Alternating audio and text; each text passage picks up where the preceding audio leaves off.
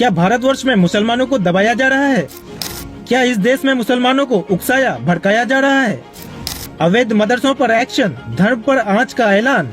आज ये गंभीर सवाल इसलिए उठाया जा रहा है क्योंकि माहौल कुछ इस तरह का बनाया जा रहा है। फिर चाहे बात औरंगाबाद के अत्याचारों की हो या वक्त की मनमानी पर सरकारी एक्शन के अवैध मदरसों पर हो रहे एक्शन की हो, समान नागरिक संहिता लागू करने की मुद्दा चाहे होली और रमजान का दूसरा जुमा एक साथ पढ़ने पर नमाज का वक्त थोड़ा आगे खिसकने का हो, या फिर वृक्ष की होली में मुसलमानों की नो एंट्री का समाज का एक वर्ग यही नैरेटिव सेट करने में जुटा हुआ है कि मुसलमानों के खिलाफ साजिश रची जा रही है। अवैध मदरसों पर तालाबंदी या वक्फ बोर्ड पर लगाम, हर मामलों को मुसलमानों के धार्मिक मामलों में दखल बताया जा रहा है। मजहब पर आंच आने का खतरा दिखाया जा रहा है। किसी न किसी बहानों पे मुस्लिम को भड़काया जा रहा है। नैरेटिव यही करने की कोशिश है कि देश में मुसलमानों का सब्र अब जवाब दे रहा है या कभी भी जवाब दे सकता है। ताज़ा मामला उत्तराखंड के देहरादून का है, जहां इस वक्त शासन प्रशासन अवैध मदरसों पर बड़ी कार्रवाई कर रहा है, जिस पर मुस्लिम संगठन आपत्ति जता रहे हैं। रमजान में परेशान करने का आरोप लगा रहे हैं। प्रशासन के मुताबिक सील किए जा रहे मदरसों का नक्शा पास नहीं है, नहीं वो उत्तराखंड मदरसा बोर्ड में रजिस्टर्ड है, इसलिए उन पर कार्रवाई की जा रही है। लेकिन मुस्लिम पक्ष इस रमजान में कार्रवाई को गलत बता रहे हैं। मुस्लिम समाज के हजारों लोग के विरोध में देहरादून मसूरी विकास प्राधिकरण के दफ्तर पहुंचे और प्रदर्शन किया। देहरादून के मुस्लिम मदरसे को सील करने को सीधे धर्म से जोड़ रहे हैं, लेकिन प्रशासन के मुताबिक किए गए मदरसे उत्तराखंड शिक्षा परिषद से संबंध नहीं है और न ही उनके नक्शे MMD से स्वीकृत थे। इसके अलावा और भी अनियमित लिहाजा कार्रवाई की गई। जानकारी के मुताबिक उत्तराखंड में मदरसा शिक्षा परिषद से मान्यता प्राप्त करीब 500 मदरसे संचालित किए जा रहे हैं, जबकि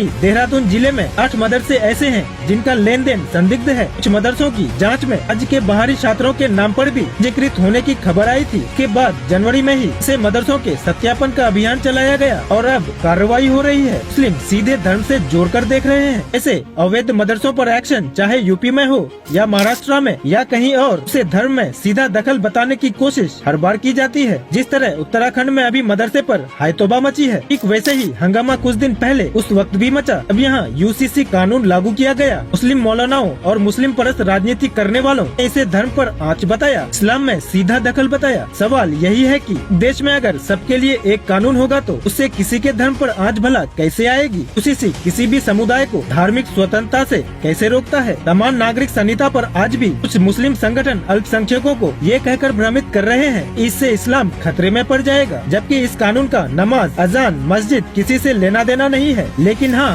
निकाह का संपत्ति से जरूर लेना देना है क्योंकि सामाजिक दायरे के विषय है। लेकिन क्योंकि मुसलमानों पर सितम का एक माहौल बनाना है, मोदी के खिलाफ नैरेटिव सेट करना है, लिहाजा हेट स्पीच चल रही है। ठीक इसी तरह वक्फ बोर्ड का मामला भी है। इसका भ्रम मुसलमानों में फैलाया जा रहा है, जबकि सच ये है कि बिल से न तो आम मुसलमानों को कोई नुकसान होने वाला है और न ही उनकी उन मस्जिदों का, इनको गिनाते हुए कट्टरपंथी मौलाना तक छातियां पीट रहे हैं। लेकिन संसद और उसके बाहर के मजलिसों में ये भ्रम खूब फैलाया जा रहा है। वक्फ का सिर्फ एक मकसद है, मस्जिदों को कब्जाना, जबकि वक्फ के नाम पर धूर्तता और चालबाजी हद तक है। कई आम मुसलमानों तक की संपत्ति को वक्फ बोर्ड ने हथिया रखा है। रूप से वक्फ की पूरे देश में लगभग 52,000 संपत्तियाँ थी। 2009 तक 4 लाख एकड़ तक की 3 लाख रजिस्टर्ड संपत्तियाँ थी, लेकिन आज की तारीख में 8 लाख एकड़ में पहली 8,72,292 से ज्यादा वक्फ पे अचल संपत्तियाँ हैं। लेकिन महज 13 साल में वक्फ की जमीन गुनी हो गई। वक्फ संशोधन बिल को पास करने को लेकर सरकार की मंशा सिर्फ वक्फ की मनमानी पर रोक लगाने की है, लेकिन इसे भी ऐसे पोर्ट्रेट किया जा रहा है तो वक्फ बिल आते ही धर्म खतरे में पड़ जाएगा। Bureau report, global Bharatvarsh.